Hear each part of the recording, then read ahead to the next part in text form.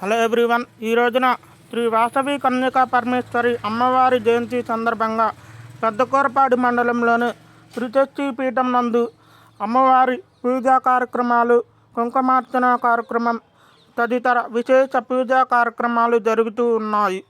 అమ్మవారి చరిత్ర గురించి విన్నాం. ఒక యువరాణి పెళ్లి కోసం కాదు, ధర్మం కోసం తన ప్రాణాన్ని త్యాగం చేసింది. ఆమె కథే వాసవి మాత. తను పెనుగొండ అనే ప్రాంతంలో ఆంధ్రప్రదేశ్ రాష్ట్రంలోని కుసుమశ్రేష్ఠి అనే రాజుకు జన్మించింది వాసవి మాత. ఆమె చాలా అందంగా, తెలివిగా, ధార్మికంగా ఉండేది. ఆమెను చూసిన ప్రతి ఒక్కరూ ఆశ్చర్యపోయేవారు. అప్పుడు రాజ్యంలో ఒక పెద్ద సమస్య వచ్చింది. ఒక శక్తివంతమైన రాజు వాసవి మాతను వివాహం చేసుకోవాలని నిర్ణయించాడు. కానీ ఆ రాజుకు అప్పటికే పెళ్ళైన వాడు. ఇది వాసవి మాతకు నచ్చలేదు. ఆమె ధర్మాన్ని, ఆచారాన్ని కాపాడాలని నిర్ణయించుకుంది. అన్యాయం జరిగితే మనం ఎదిరించాలి అనే సందేశాన్ని ఇచ్చింది. అప్పుడు ఆమె ఒక గొప్ప నిర్ణయం తీసుకున్నది. తన ప్రాణాన్ని త్యాగం చేస్తూ అగ్నిలోకి ప్రవేశించింది.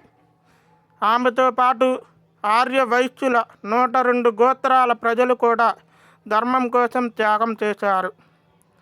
వాసవి మాతను ఆర్య వైశ్యుల దేవతలుగా భావిస్తారు. ఆమె చెప్పిన ప్రధాన సూత్రాలు ఏమిటంటే అహింస, హింసకు దూరంగా ఉండాలి, సత్యం, ధర్మం. ఈ విలువల వల్లే ఆమె కన్యకా పరమేశ్వరిగా కొలువై ఉన్నారు. ప్రతి సంవత్సరం వైశాఖ మాసంలో వాసవి మాత జయంతిని ఘనంగా జరుపుకుంటారు. ఆ రోజున ఆలయాల్లో ప్రత్యేక పూజలు, అన్నదాన కార్యక్రమాలు, శోభయాత్ర వంటి కార్యక్రమాలు జరుగుతాయి. ప్రధానంగా మన ఆంధ్రప్రదేశ్ రాష్ట్రంలో పెనుగొండలో భారీ వేడుకలు జరుగుతాయి. ఇప్పటికే ఆంధ్రప్రదేశ్ రాష్ట్ర పండుగగా నిర్వహించడం జరుగుతుంది. ధర్మం కోసం ప్రాణం ఇచ్చిన ఆమె మనకి నేటికి మార్గదర్శి.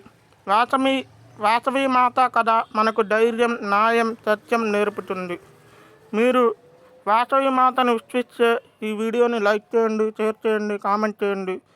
జై వాసవి మాత అని కామెంట్ చేయండి.